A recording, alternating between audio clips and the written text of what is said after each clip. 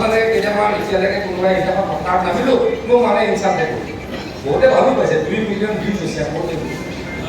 বেলেগ ফিল্মবিলাকত কিন্তু চলিছে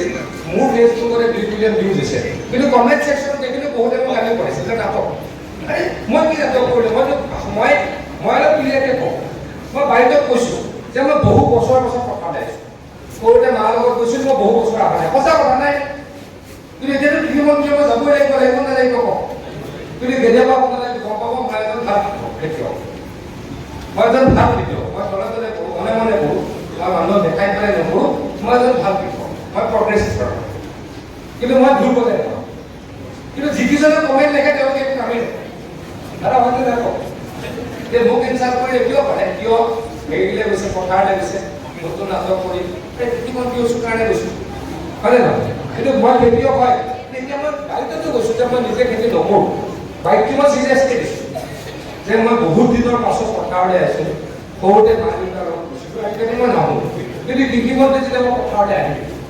মোক গাড়ী পাৰিলে মোক অসমলৈ আকৌ যাব পাৰে অহা 15 দিনত আৰু নিজৰ পথাৰত গতিকে এইদৰে আমি কাম কৰি জাতিটোক আগুৱাই নিব কাৰণ জাতিটোৱে নহয় নাৰীবোৰ আনিব লাগিব জাতি নেতৃত্ব কল আনিব লাগে বিহাৰ চাহপাত কিনি বাহিৰে কি আছে আমাৰ